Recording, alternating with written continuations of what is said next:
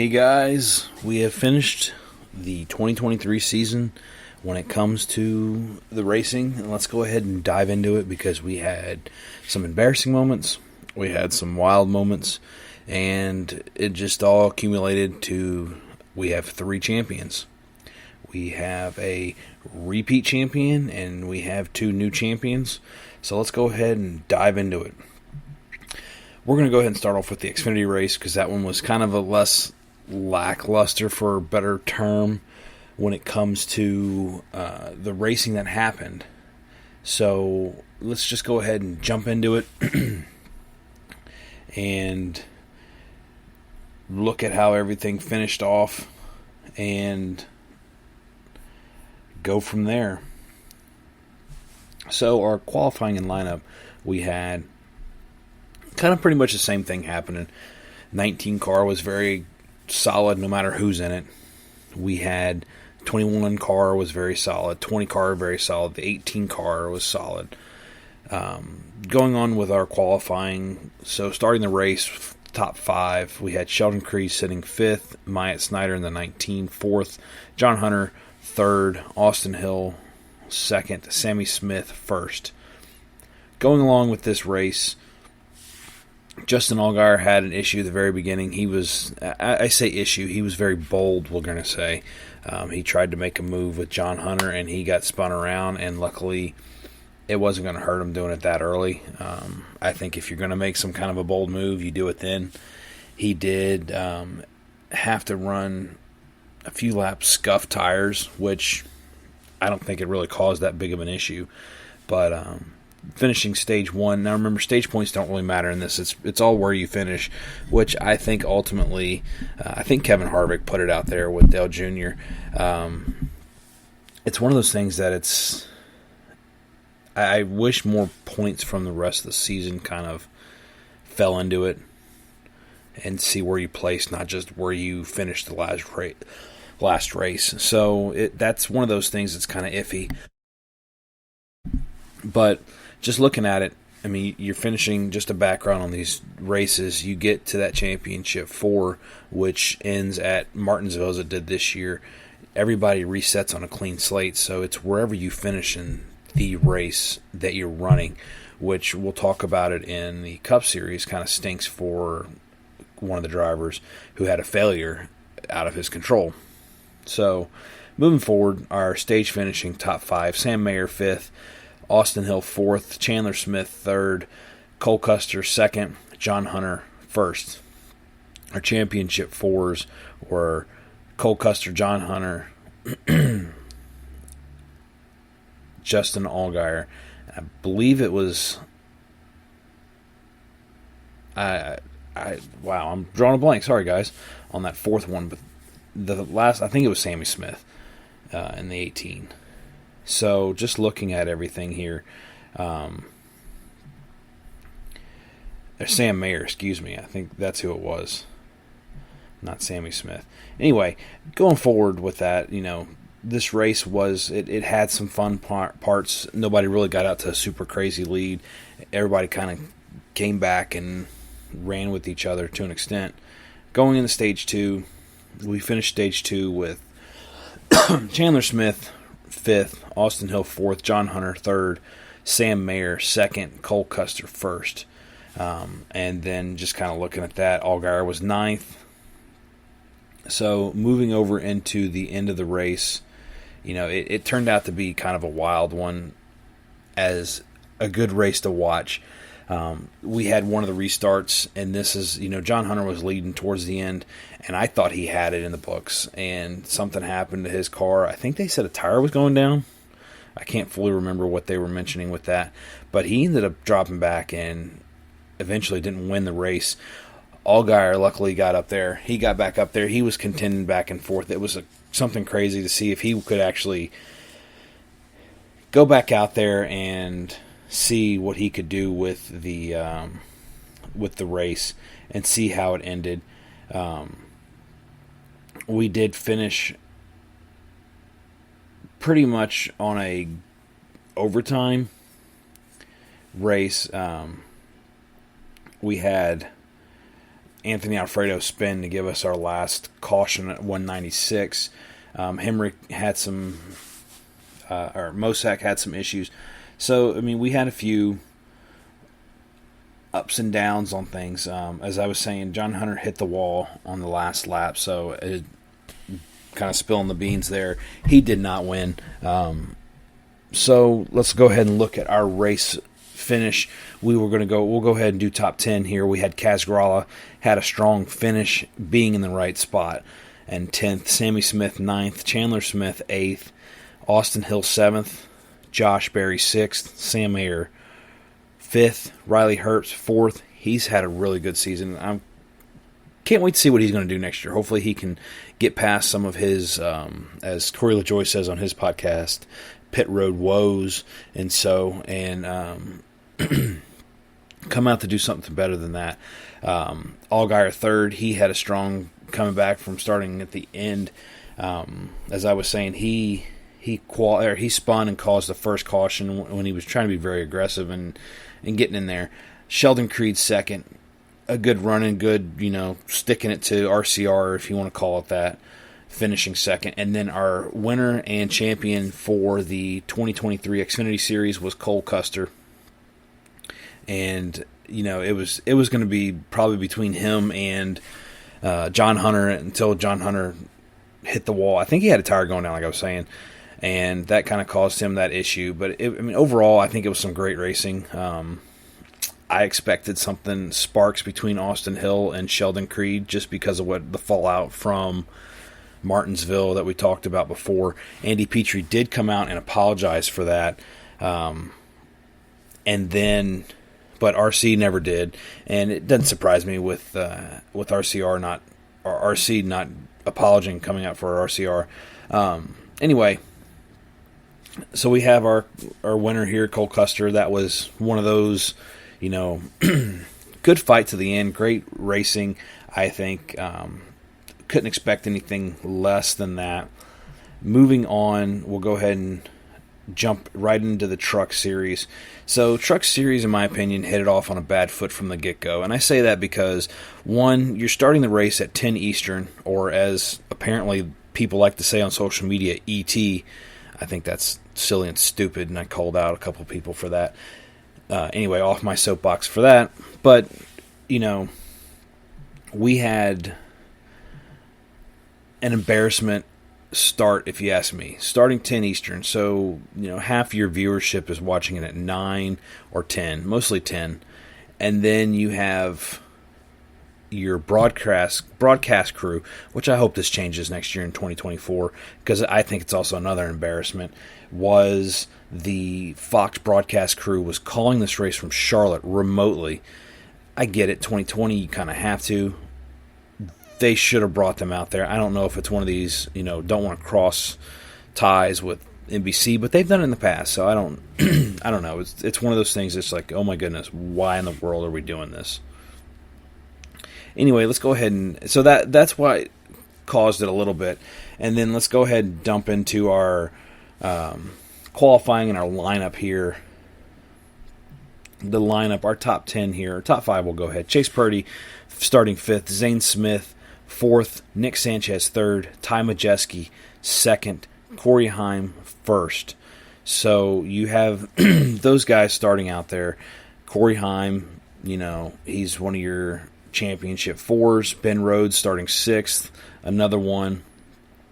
And then we have to go a little bit further down into 13th was Carson Hocevar, and then Grant Enfinger starting 17th. That was your championship 4. I kind of got lost in this race because, like I said, it started about 10. So green flag probably dropped about 10:20. We didn't finish this race until 1 o'clock-ish is when this thing finished. So just to kind of give you an idea of how everything worked out there. Finishing our stage 1, our top 5, Nick Sanchez, Ben Rhodes, Zane Smith, Corey Heim, Ty Majeski. Going into stage 2, and this is where we start seeing some of this craziness here a little bit. Corey Heim first, Zane Smith, Ty Majeski, Christian Eckes, Taylor Gray, Ben Rhodes were your top 6. Carson Hocevar 10th on this one, and then Grant Enfinger. Let's see, where did he finish here? 8th. So he had a good, strong, pulling up, coming up, going on. So it's one of those that it looked like it was Corey Heim's race to lose. We get back into a restart, and we're about 150 laps. About 100 lap 120, we had Carson Hocevar, which I like. He got into Corey Heim. He acted out, and we'll talk about it a little bit later. Some people think he was faking it, and he dumped him. And that ticked Corey Heim off for a good reason. We kept going. Carson Hocevar was up there. Then he kind of got caught in some stuff where we had a big wreck. Stephen Parsons, Bailey Curry, Daniel Dye. Stephen Parsons got turned. They ended up red flagging this race to clean it up. Carson Hocevar pits. Stuart Friesen pits too.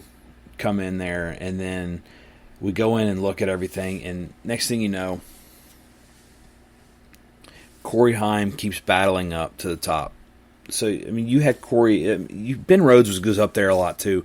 He didn't really run into too many issues towards the end where he kind of got pushed with a couple guys. Nothing crazy on his damage. And then Corey Heim was making his way up there. He got caught up into an accident. And with his accident,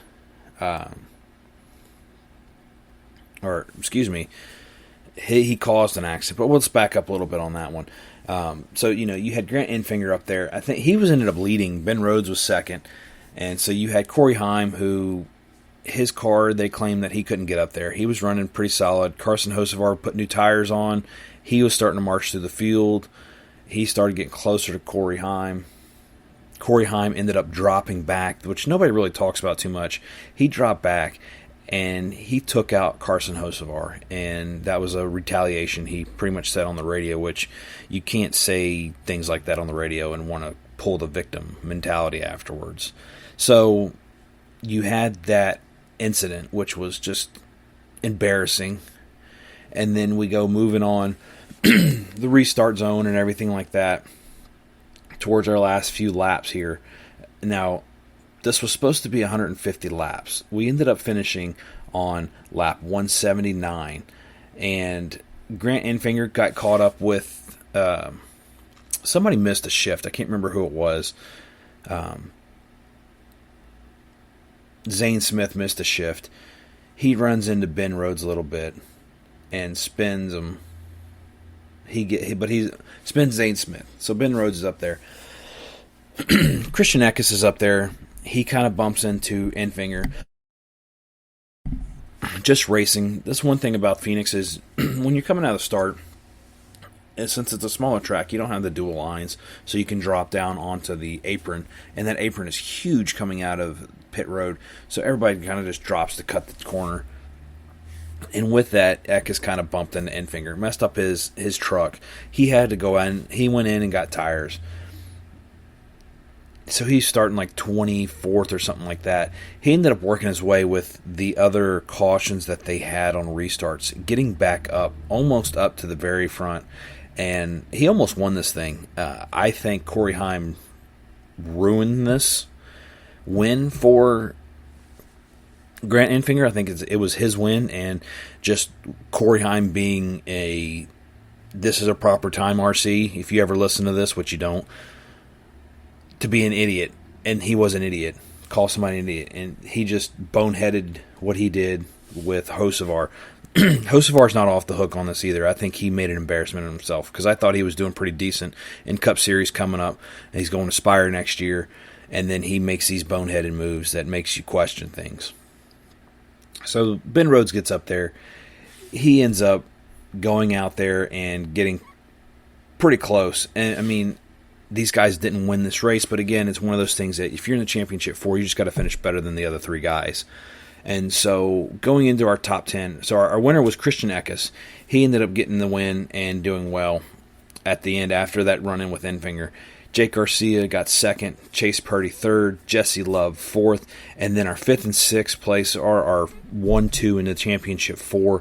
Grant Enfinger finished sixth, Ben Rhodes fifth. So Ben Rhodes got his second championship in the Truck Series. You know, I don't think nothing against Ben Rhodes. I think it was Grant Enfinger's, and Corey Heim ruined it for Grant Enfinger.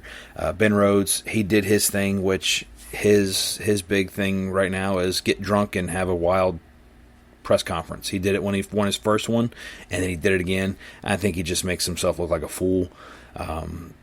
Slightly embarrassing, cringeworthy to watch some of it. But anyway, this race was embarrassing, to say the least. For anybody, we had a couple people. I think Truex said some stuff about, you can tell that they have money and they've never worked on fixing something or keeping it up and running. You had Denny Hamlin saying this was embarrassing. You had guys from the Xfinity Series, the Garage, saying this was embarrassing. It just overall left a bad taste in everybody's mouth when it came to the other two series. I mean, they were asking Truex, well, what do you think? Why does this happen in the Cup Series and so on? And he's like, well, you run 40 races with each other, you kind of have somewhat of a respect. He's like, missing shifts are different, but when you're out there trying to wreck somebody intentionally and it's just turned into a wreck fest, that was embarrassing. So just going back and looking, just kind of a statistic with you on this. This race, again, started at 10 o'clock Eastern, finished 1 a.m. Eastern. That's why I said this thing started off on the bad foot to begin with, starting at 10 o'clock Eastern. I mean, come on, Fox, come on, NASCAR. This was embarrassing. You had Fox embarrassing once again with your broadcast crew essentially watching the race with you, and they try calling the race, and they're calling it from behind. They're lagging just like you watching. And, to me that takes away from it because – yeah, it's cool to see them experience it first time in the moment with you, but at the same time, you want to see them go do something, and then next thing you know, they're able to talk about it. There was something, Bill Parsons, I think it was up there with Jamie Little and Mikey, and he's talking about something like we were watching the replay, like, oh, look, this is where it happens, and it doesn't happen there. And it's like, he wasn't there to see it live, so he doesn't know what in the world's happening with it. So that was an embarrassing. And then lastly, besides Hocevar being a bonehead, Heim being a bonehead, is you had 77, I think it was, 77, 75 laps of this 150 lap race. In regulation, we're not talking overtime because we went over 9 laps over. Was caution. That is embarrassing if you want to watch somebody race. You don't want to watch caution races. And, they moan and complain about Truck Series not bringing in enough. But when you have a wreck fest like this, when you have, kid that's using daddy's money or grandpa's money to go up there and race, and he can't race, and it shows, people don't want to watch that. If I want to watch that, I'll go pay $15 locally and go watch a demolition derby. Because that's pretty much what it is. And that's very annoying to me to see that. And that's the one thing I don't like about the Truck Series. I think some of the Truck Series racing is kind of interesting whenever they actually run well. And, I mean, Xfinity Series, they bounce off each other, but they're not wrecking anybody intentionally unless you're Austin Hill at the very end of Martinsville race. Or you're Ty Gibbs last year at Martinsville race. So, I mean, some people do wreck them. And, you're going to have that, unfortunately, but when you have the whole race being dictated like that with a lot of people, it makes you question. So, moving on from there, let's go ahead and talk about our Cup Series. Cup Series, it was one of those qualifying lineup. It was a good battle. The guys that leading the championship 4 were up there. We had Ryan Blaney, we had William Byron, we had Kyle Larson, and then we had Christopher Bell. Those were your championship 4 going into the Phoenix race for the Cup Series. Getting the pole was William Byron. Martin Truex Jr. got second. Kevin Harvick, his last race, very emotional race for him, as one could imagine, sitting up there. Kevin Harvick third, Kyle Larson fourth, Bubba Wallace fifth. So going into the race, stage 1 finished. William Byron, I thought he was going to win this race because just looking at what happened in the past, usually when your leader's up there, they're going to win the thing. Finished first in the stage. Harvick second, Chastain third, Bubba Wallace fourth, Kyle Larson fifth. And then we keep going into stage 2. Stage 2 we had Buescher up there, Chastain, Harvick, Byron, Truex. That's your 1 through 5. And just kind of looking at that stage 2 where your championship 4 are looking at. So you had Byron 4th, you had Blaney 6th, Larson 7th, and then, you're like, where's Christopher Bell? Christopher Bell finished this race 36th. He had a brake rotor failure and hit the wall. And this is what I was talking about, where it kind of stinks that you can't recover from that. But just to see what happens and so on, it kind of sucks. So moving on to the end of the race, this was some good battle between Blaney and Larson, I think. Chastain was up there. Blaney and Chastain got into it. Blaney was livid on the radio, apparently. Cussing people out. He flipped Chastain off when he passed him before Chastain passed him again, because Chastain's sitting there blocking the whole track, and Blaney ran into him. And there was a press conference. I shared it on social media. He was like, F yeah, I ran into him. He's going to block everything. I got to get by him because I have a faster car at the time. I'm going to go past him, and I'm going to run into him. Rightfully so. See that happening.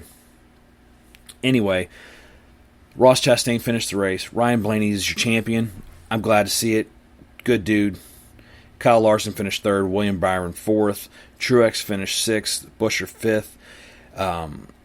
With Kevin Harvick seventh. So, interesting thing that popped out with these guys, with Kevin Harvick.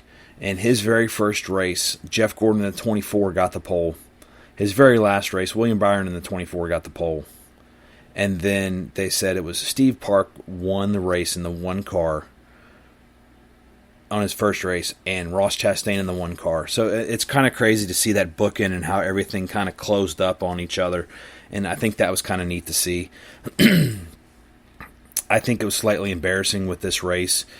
And, to an extent with the truck race too. Everybody was so embarrassed, I think, about the truck race, and it was 1 o'clock. They wanted to get off the air. But with this Cup race finishing, Chastain won. They didn't even talk to him until like 5th. And he won the race. Yes, he's not the champion, but he won the stinking race. You have to give him due. Talk to him. Talk to Blaney first, and then have Blaney go over to the winner's circle. Talk to Raw. You got to do something. NBC, and I don't know if this was directed from NASCAR or what, but I feel like they crapped all over the race winner and not give him his due. He won the stinking race. You can't take that away from him. A race is a race. He's still got a purse for winning it and so on. But they didn't give him his due. They stuck to Blaney, and then they go to Larson and Byron and so on. And then they go talk to Harvick. And then they talk to Ross. Come on. They talked to Ross before that, and they only talked to him for like a minute and 20 seconds. This was embarrassing for the sport, that you have somebody that won a race and you're not even going to give him due credit. Yeah, Blaney needs a little bit more time because he's a champion. I get that. But you can't shun your race winner because he wasn't a championship 4 contender. That's all I got to say about that. So going forward with that, we have our winner. Let's look. The only penalty that kind of came out was NASCAR levied a fine and I think 25 points off of Corey Heim for what he did in the Truck Series race, taking out Carson Hocevar on purpose. So that kind of shows you what happened with that. Moving forward, let's kind of talk about 2024, and we'll recap some of this 2023 a little bit later in some of our next podcasts when we have our champion, or when we have our award winners and so on, because we're going to most popular driver, etc. Let's look at who's going to be in some cars and be in the cars next year, projected for most of them. A lot of them are confirmed. So Hendrick's going to stay the same with Larson, Elliott, Byron, Bowman. Same thing with JTG, Daughtry.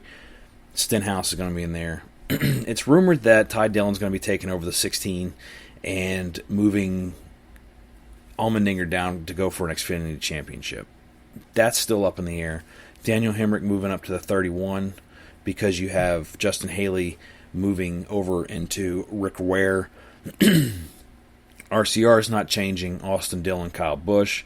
Spire Motorsports, you have Corey LaJoie staying consistent. We've heard Carson Hocevar is going to be there, and Zane Smith will be running for Spire, living vicariously through Trackhouse because of this. They have a kind of a work together with them. With Trackhouse, no changes there. Ross Chastain, Daniel Suarez. That's your Chevrolet lineup. Going into Ford, front row staying the same with Michael McDowell, Todd Gilliland, Rick Ware, number 15.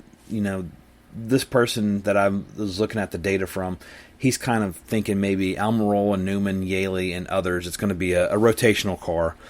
We saw that this year. 51 is going to be Justin Haley.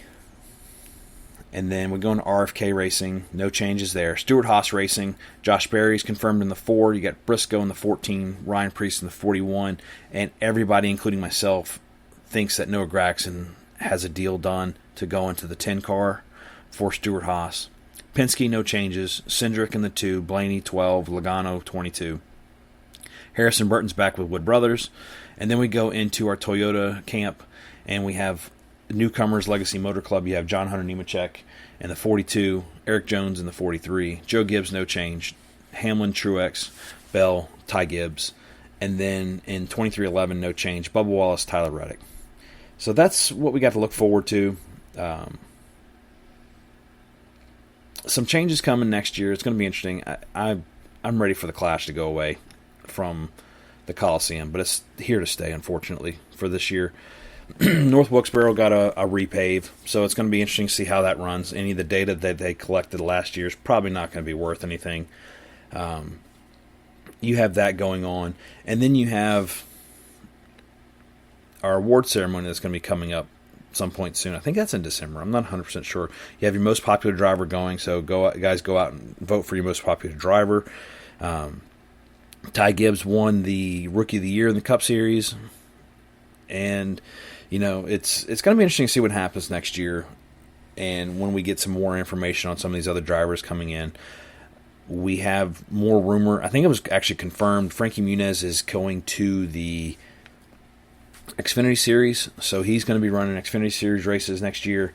ARCA released their schedule.